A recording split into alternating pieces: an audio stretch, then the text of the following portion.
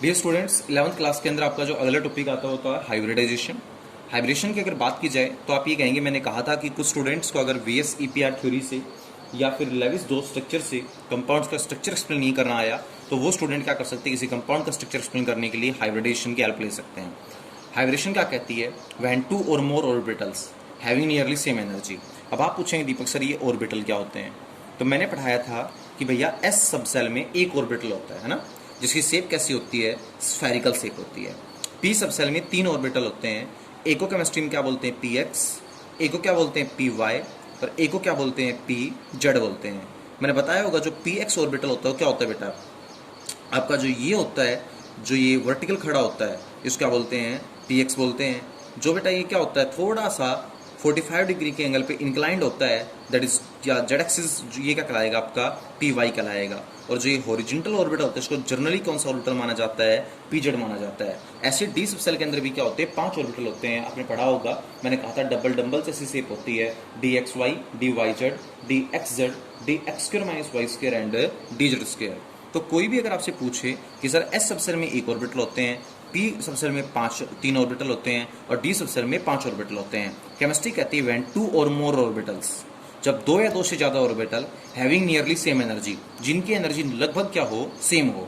Mixed, जब आपस में मिलते हैं तो न्यू ऑर्बिटल्स आर फॉर्म्ड, तो नए ऑर्बिटल बनते हैं, which are known as hybrid orbital. उनको केमिस्ट्री में क्या नाम दिया जाता है? हाइब्रिड ऑर्बिटल का नाम दिया जाता है। मतलब ये थ्योरी ये कह रही है कि भाई मान लो 2 या 2 से ज्यादा ऑर्बिटल लगभग सेम एनर्जी के, मतलब एक ऑर्बिटल आपका ए है, एक ऑर्बिटल आपका बी है, जब दोनों क्या होते हैं, अगर इनकी, मैं कह रहा हूँ नियरली सेम, मैं ये नहीं कह रहा इक्वल एनर्जी है, नियरली क्या होती है बेटा? सेम एनर्जी होती है, या आपस में मिक्स होते हैं, तो क्या बनाते हैं बेटा? नए ऑर्बिटल, न्यू ऑर्बिटल बनाते हैं। केमिस्ट्री में न्यू ऑर्बिटल्स का नाम क्या रखा जाता है? हाइब्रिड ऑर्बिटल नाम रखा जाता है। और इस प्रोसेस को, जो ये नए ऑर्बिटल बनते हैं, इस प्रोसेस को केमिस्ट्री में क्या बोला जाता है? हाइब्रिडाइजेशन बोला जाता है।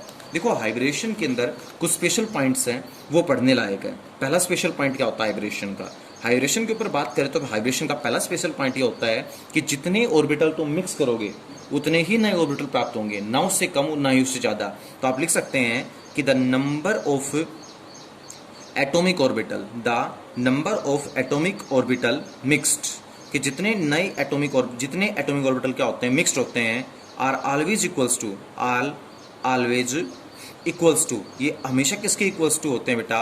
न्यू हाइब्रिड ऑर्बिटल फॉर्म्ड, जो नए हाइब्रिड ऑर्बिटल बनते हैं इनके इक्वल होते हैं। मेरा कहने का मतलब, अगर तुमने 5 एटॉमिक ऑर्बिटल लिए तो 5 ही नहीं बनेंगे, अगर 2 लिए तो 2 नहीं बनेंगे, और 3 लिए तो 3 ही नहीं बनेंगे। जितने एटॉमिक ऑर्बिटल्स को मिक्स करोगे उतने ही हाइब्रिड ऑर्बिटल प्राप्त होते हैं। सेकंड पॉइंट आपका ये कहता है कि बेटा हाइब्रिड जो एटॉमिक ऑर्बिटल होते हैं ना, एटॉमिक ऑर्बिटल, उनकी एनर्जी क्या होती है? नियरली सेम, मतलब लगभग सेम एनर्जी के एटॉमिक ऑर्बिटल ही क्या होते हैं? आपस में मिक्स होते हैं। ऐसा नहीं है कि आपने एक एटॉमिक ऑर्बिटल लिया जिसकी एनर्जी बहुत कम है और एक एटॉमिक ऑर्बिटल लिया जिसकी एनर्जी बहुत ज्यादा है, तो नियरली सेम एटॉमिक ऑर्बिटल के ही एनर्जी के एटॉमिक ऑर्बिटल क्या होते हैं? आपस में मिक्स होते हैं। तीसरा पॉइंट कह रहा है कि जो नए ऑर्बिटल बनते हैं उनको केमिस्ट्री में क्या नाम दिया जाता है? ऊपर पढ़ा दिया, हाइब्रिड ऑर्बिटल का नाम दिया जाता है। उनकी बेटा क्या होती है? पहली बात तो सभी की इक्वल एनर्जी होती है। जितने भी हाइब्रिड ऑर्बिटल बनते हैं सभी की, पहली बात तो मैंने बताया, एनर्जी क्या होती है? इक्वल एनर्जी होती है। और दूसरी बात, उनकी शेप भी क्या होती है बेटा? सेम। क्या शेप होती है? सेम शेप होती है। और कोई अगर आपसे पूछे कि बताओ जितने भी एटॉमिक ऑर्बिटल बनते हैं उनकी शेप कैसी होती है, तो आप कह सकते हैं लगभग ऐसी शेप होती है। बेटा 2 लोब होती है शेप में, एक लोब तो कौन सी होती है? छोटी वाली, और एक लोब कौन सी होती है? बड़ी वाली।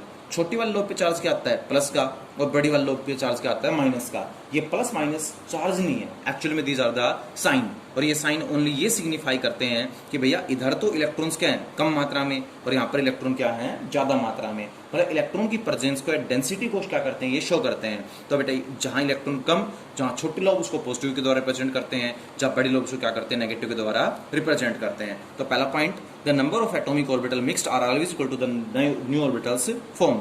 जो एटॉमिक ऑर्बिटल आपस में मिक्स होते हैं उनकी एनर्जी नियरली सेम होती है। नए ऑर्बिटल जो बनते हैं उनकी शेप भी सेम होती है, उनकी एनर्जी भी क्या होती है? सेम एनर्जी मानी जाती है। बेटा जो आपके नए ऑर्बिटल बनते हैं, मतलब जो हाइब्रिड ऑर्बिटल बनते हैं, जो आपके हाइब्रिड ऑर्बिटल बनते हैं वो एक क्या बनाते हैं? पर्टिकुलर स्ट्रक्चर, या आप कह सकते हैं एक पर्टिकुलर क्या बनाते हैं? शेप बनाते हैं।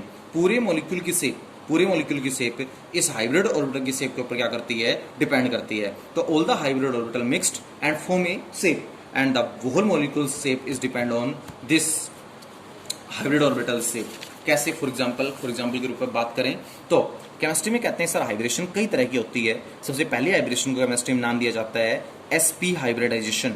अगर आपसे किसी ने पूछा कि सर बताइएगा sp हाइब्रिडाइजेशन क्या होती है, तो केमिस्ट्री कहती है कि मान लो एक तो मैंने एक s ऑर्बिटल ले लिया s और एक मैंने कौन सा ऑर्बिटल ले लिया बेटा p, मतलब दो ऑर्बिटल, एक s ऑर्बिटल और एक p ऑर्बिटल।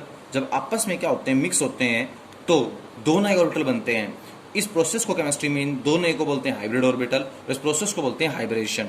अब आपको पता होगा कि s ऑर्बिटल की शेप कैसी होती है, स्फेरिकल शेप होती है, और p ऑर्बिटल की टोटल आपको पता है 3 शेप होती हैं, px, py और pz। अब याद करो मैंने आपको पढ़ाया था कौन सी थ्योरी के अंदर, VBT का मतलब वैलेंस बॉन्ड थ्योरी के अंदर, कि s ऑर्बिटल सिर्फ किसके साथ कनेक्ट हो सकता है बेटा, ओवरलैपिंग कर सकता है, pz के साथ ओवरलैपिंग कर सकता है। तो देखो px के अंदर भी इलेक्ट्रॉन उस डायरेक्शन में है, py में इलेक्ट्रॉन उस डायरेक्शन में है, pz में ही इलेक्ट्रॉन क्या है बेटा, आमने सामने है। इसका मतलब s और p के जो pz के ऑर्बिटल हैं वही आमने सामने होने की वजह से s सिर्फ किस साथ जुड़ सकता है, p के अंदर सिर्फ pz के साथ ही कनेक्ट हो सकता है। अगर py हुआ या px हुआ तो s जनरली क्या होता है, px py के साथ थोड़ा कम अटैच हो पाता है। तो आप क्या बोलोगे, अगर s ऑर्बिटल लिया वो pz के साथ कनेक्ट हो जाए, pz के साथ कनेक्ट हो जाए, या आप कह सकते हैं p के किसी भी एक ऑर्बिटल के साथ कनेक्ट हो जाए। तो पहले ये बताओ p के ऑर्बिटल की शेप कैसी होती है। मैंने बताया p की ऑर्बिटल की शेप होती है डंबल जैसी। चलो ये छोड़ो px py z। जब एक s ऑर्बिटल और एक px ऑर्बिटल जब दोनों आपस में कंबाइंड होते हैं तो मैंने बताया था अकॉर्डिंग टू द हाइब्रिडेशन दो नए ऑर्बिटल बनते हैं। बेटा जो नए ऑर्बिटल बनते हैं उनको केमिस्ट्री में क्या बोलते हैं, हाइब्रिड ऑर्बिटल बोलते हैं। और हाइब्रिड ऑर्बिटल की शेप कैसी होती है, ऐसी शेप होती है। वो कितने नए बनते हैं, दो नए बनते हैं। ये दो जो नए बनते हैं इनका एक पर्टिकुलर अरेंजमेंट होता है। कोई भी पूछे दो नए ऑर्बिटल बनेंगे, उनका अरेंजमेंट कैसा होगा, तो अरेंजमेंट में एक ऑर्बिटल तो इस तरफ होगा और जो आपका एक ऑर्बिटल होता है वो किस डायरेक्शन में होता है, इस डायरेक्शन में होता है। तो दो नए ऑर्बिटल बनते हैं, एक ऑर्बिटल तो आपका इस डायरेक्शन में होता है और दूसरा ऑर्बिटल क्या होता है, इस डायरेक्शन में होता है। अगर दोनों ऑर्बिटल्स को मैं चेक करूं तो तुम बताओ शेप कैसी बन रही है बेटा, बिल्कुल सीधी रेखा में बन रही है। तो केमिस्ट्री में बोलते हैं शेप कैसी होगी, लीनियर शेप होगी। बेटा बॉन्ड एंगल कितना होगा आप चेक कर सकते हैं, बेटा 180 डिग्री का क्या होगा, बॉन्ड एंगल होगा। तो अगर आपसे कोई पूछ ले सर sp हाइब्रिडेशन क्या होती है, तो मैंने आपको बता दिया जब एक s ऑर्बिटल एक p ऑर्बिटल आपस में मिक्स होते हैं तो नए ऑर्बिटल बनते हैं। ये नए ऑर्बिटल आपस में मिक्स होकर एक पर्टिकुलर शेप बनाते हैं, वही मॉलिक्यूल की शेप होती है। तो ये दो ऑर्बिटल मिलकर क्या बनाएंगे बेटा, लीनियर शेप बनाते हैं, यही इसकी शेप होती है। इस हाइब्रिडेशन को बोलते हैं sp हाइब्रिडेशन। देखो दो ऑर्बिटल हैं, दो में से एक क्या है s का और एक क्या है p का। अब दो में से अगर एक s है तो बताओ एक में से कितना s होगा, 1/2। तो 100 में कितना s होगा, 100 से मल्टीप्लाई कर देंगे, सोल्व करेंगे कितना आ जाएगा 50%। मतलब बेटा sp हाइब्रिडेशन में 50% तो कौन सा करेक्टर होता है, s करेक्टर, और बेटा 50% ही आपका कौन सा करेक्टर माना जाता है, p करेक्टर माना जाता है। तो sp हाइब्रिडेशन में 50% तो s करेक्टर होता है और sp हाइब्रिडेशन में 50% ही क्या होता है आपका, p करेक्टर होता है। सेकंड यहाँ पर आपके पास आती है sp2 हाइब्रिडाइजेशन। अब कोई भी अगर आपसे पूछे कि बताओ sp2 हाइब्रिडाइजेशन क्या होती है, तो केमिस्ट्री कहती है अगर sp2 हाइब्रिडेशन की बात करें तो देखो नाम से क्लियर हो रहा है कि s का तो हमने क्या लेना है, एक ऑर्बिटल, और p के हमें कितने ऑर्बिटल लेने हैं, दो ऑर्बिटल। तो मैंने क्या किया, s का एक ऑर्बिटल लिया। आपको पता होगा s के एक ऑर्बिटल की शेप कैसी होती है, स्फेरिकल। p के दो ऑर्बिटल, तो एक ऑर्बिटल हमने p का ये ले लिया और एक ऑर्बिटल हमने क्या ले लिया बेटा, p का सपोज करो ये ऑर्बिटल ले लिया। p के जब दो ऑर्बिटल आपस में मिक्स होते हैं तो मैंने एक s का और दो p के, तो ऑर्बिटल 3 हो गए। तो हाइब्रिडेशन कहती है जितने ऑर्बिटल आपस में मिक्स होंगे उतने नए बनेंगे, और जो नए ऑर्बिटल बनते हैं उसकी शेप कैसी होती है बेटा, ऐसी शेप होती है। छोटे वाले लोग को प्लस के द्वारा रिप्रेजेंट करते हैं और बड़ी वाले लोग को माइनस के द्वारा रिप्रेजेंट करते हैं। यहाँ पर ये कहा जाता है ये 3 ऑर्बिटल आपस में मिक्स होकर एक पर्टिकुलर अरेंजमेंट बनाते हैं। ये 3 ऑर्बिटल जब आपस में मिक्स होंगे तो जो पर्टिकुलर अरेंजमेंट बनाएंगे 3 नए, तो इन तीनों ऑर्बिटल्स का जो पर्टिकुलर अरेंजमेंट होता है वो कुछ ऐसा अरेंजमेंट होता है। ठीक है, मतलब ये इस वाले ऑर्बिटल की छोटी बड़ी लोग, ये इस वाले ऑर्बिटल की छोटी बड़ी लोग, ये इस वाले की छोटी और बड़ी लोग, सभी को अगर मैं मिला दूं तो मेरे अकॉर्डिंग कैसी शेप ज्योमेट्री बन रही है, ट्रायंगल जैसी ज्योमेट्री बन रही है, ट्रायंगल जैसी ज्योमेट्री बन रही है। ओके, तो आप ये कह सकते हैं जब sp2 हाइब्रिडेशन हो तो ज्योमेट्री कैसी होती है बेटा, ट्रायंगुलर ज्योमेट्री होती है। और बॉन्ड एंगल कितना होता है, पढ़ा होगा, एक ट्रायंगल के अंदर ये बॉन्ड एंगल कितने डिग्री का है, 120 डिग्री का बॉन्ड एंगल है। कोई पूछे sp2 हाइब्रिडेशन में s करेक्टर कितना है, p करेक्टर कितना है, तो 1 2 3 ऑर्बिटल्स में से एक s है। 3 में से एक का मतलब होता है 33% तो क्या है, एस करेक्टर है और बचा हुआ 66 कह लो या 67% के आपका पी करेक्टर होता है, ठीक है। और ट्रायंगुलर क्या बनती है आपकी ज्योमेट्री बनती है। तो एसपी हाइब्रिडेशन में तो कैसे ज्योमेट्री बनती है लीनियर, और sp2 में कैसे ज्योमेट्री बनती है ट्रायंगुलर। नंबर आता है third, that is sp3 hybridisation. अब आपसे कोई पूछे बताओ sp3d हाइब्रिडाइजेशन क्या होती है, sp3 हाइब्रिडेशन क्या होती है, तो बताया जब एक तो s का ऑर्बिटल और 3 किसके ऑर्बिटल बेटा, p के ऑर्बिटल आपस में कंबाइंड होते हैं, तो जो नए बनते हैं वो क्या बोलते हैं बेटा, 4 नए हाइब्रिड ऑर्बिटल बनेंगे, एक s का और 3 p के।